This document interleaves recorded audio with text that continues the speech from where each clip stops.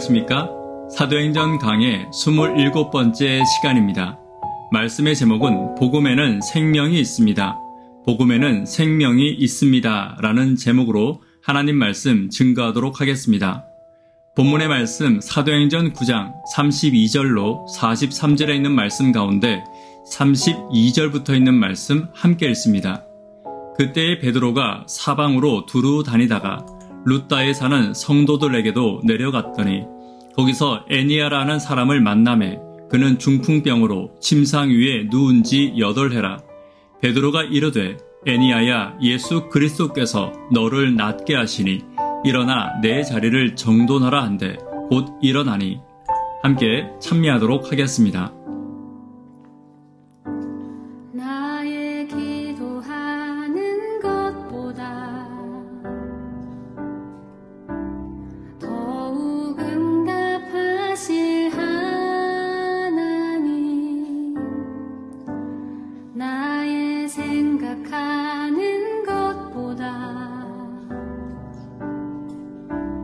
더욱 이루시는 하나님, 우리 가운데 역사하신 능력대로 우리들의 간구함을 넘치도록 능히 하실 주님께 모든 영광과 존귀 찬양과 경배를 돌릴지어다.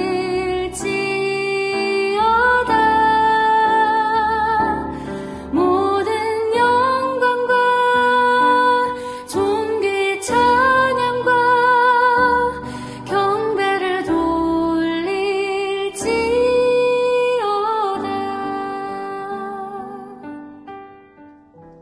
복음은 생명력을 가집니다. 복음은 나에게도 생명을 주며 내가 전하는 사람에게도 생명을 주고 있습니다.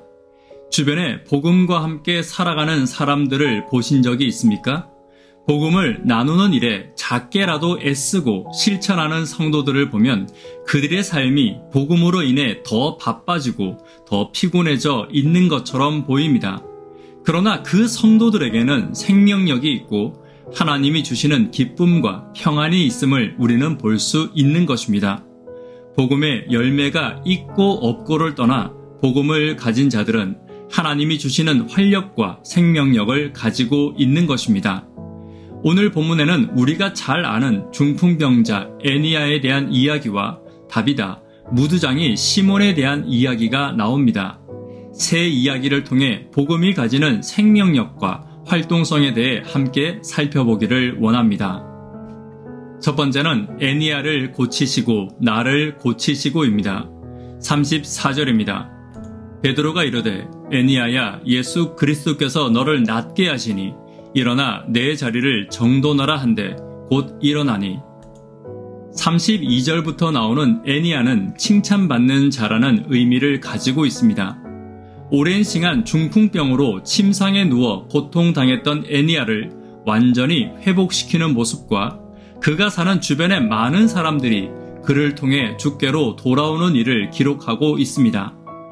사도행전의 저자 누가가 기록 중에 가장 많이 빈번하게 사용하는 표현 중에 하나는 34절에 나오는 낫게 하시니 라는 표현입니다.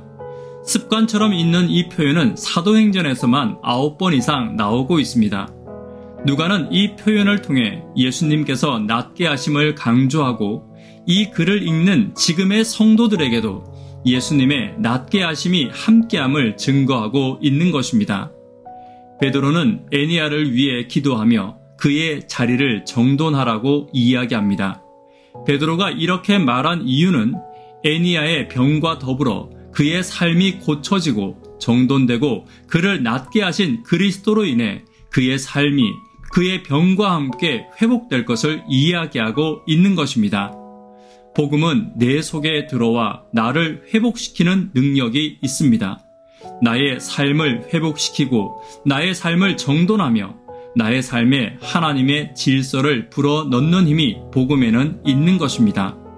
그래서 복음을 맛본 사람은 과거의 잘못된 습관들, 게으름, 미움, 시기, 질투, 교만, 분노의 마음으로부터 벗어날 수 있을 것입니다. 애니야를 고친 복음의 말씀이 오늘 저와 여러분의 삶을 회복시키고 고치는 말씀이 되기를 간절히 바랍니다. 두 번째는 다비다를 살리고 나를 살리고 40절입니다. 베드로가 사람을 다 내보내고 무릎을 꿇고 기도하고 돌이켜 시체를 향하여 이르되 다비다야 일어나라 하니 그가 눈을 떠 베드로를 보고 일어나 앉는지라. 복음은 회복의 능력을 넘어 생명의 능력이 있습니다. 우리가 잘 아는 다비다라 하는 도르가가 다시 살아난 사건은 초대교회에까지 예수님의 능력이 그대로 이어지고 있음을 보여주고 있는 것입니다. 특별히 베드로가 다비다를 살리며 했던 다비다야 일어나라 라는 말은 예수님이 야이로의 딸에게 하셨던 달리다굼과 거의 같은 말입니다. 그리고 41절에 나와 있는 손을 내밀어 일으키시는 장면도 사복음서 곳곳에서 예수님이 죽은 자를 살리고 병자를 고치시는 장면과 꼭 같음을 보여주고 있는 것입니다. 따라서 베드로는 지금 예수님이 하셨던 말과 행동을 그대로 따라하고 있는 것입니다. 복음 그 자체였던 예수님의 말과 행동이 곧 복음이었고 베드로는 그 예수님을 따라 살아감으로 예수님이 누렸던 성령의 능력도 누리고 있는 것입니다. 복음은 예수님을 따라가는 것입니다. 그리스도인들에게 이것보다 더 중요한 것은 없을 것입니다. 내가 복음이신 예수님과 함께 예수님처럼 살아갈 때 예수님이 가진 복음의 능력도 나의 능력이 됨을 잊지 않는 저와 여러분 되기를 간절히 바랍니다. 세 번째, 무두장이 시몬을 섬기고 나도 섬기고 40절입니다. 베드로가 요빠에 여러 날이 있어 시몬이라 하는 무두장이의 집에서 머무니라. 복음은 나를 회복시키며 나에게 생명을 주는 능력이 있습니다. 그리고 나에게 그 회복과 생명에 맞는 겸손과 섬김과 기쁨을 주는 능력도 있는 것입니다. 43절에 나오는 무두장이 시몬은 그 당시에 가장 미천한 직업 중에 하나인 가죽을 가공하는 피역 장인이었습니다. 유대인들에게 죽은 동물을 만지는 가죽 장인은 부정한 사람이었고 부정한 일을 하는 사람이었습니다. 복음은 낮은 자를 먼저 섬기는 것입니다. 예수님이 십자가에서도 나를 섬기셨던 것처럼 복음은 사람을 항상 섬기는 것입니다. 사도행전 다음 장에 나오는 고넬료와 같은 높은 신분의 사람도 섬기는 것이지만 섬김의 기초는 낮은 자를 섬기고 연약한 자를 섬기는 것입니다. 베드로는 이미 그 당시 병자를 낫게 하고 죽은 자를 살리는 일을 통해 누구보다 인기 있는 사도였습니다. 높은 자들도 베드로와 함께하고 싶어 했지만 베드로는 그곳에서 가장 낮은 자와 함께 머물고 있었습니다. 이것도 예수님이 하셨던 섬김입니다. 오늘 예수님과 같이 섬김을 통해 예수님을 증거하는 복음의 사람이 되기를 간절히 바랍니다. 말씀의 결론 맺도록 하겠습니다.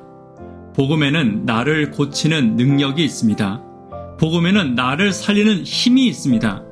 복음은 섬김을 통해 드러나는 것임을 잊지 않는 저와 여러분 되기를 간절히 바랍니다.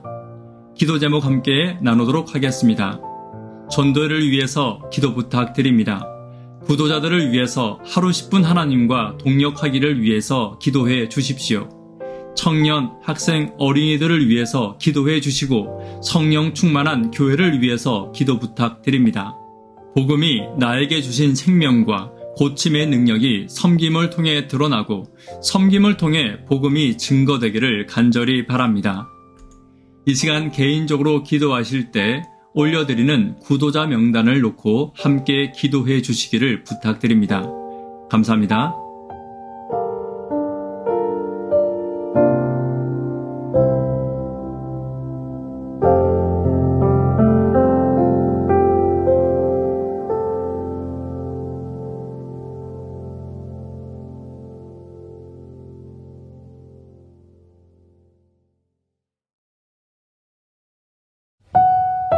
찬양과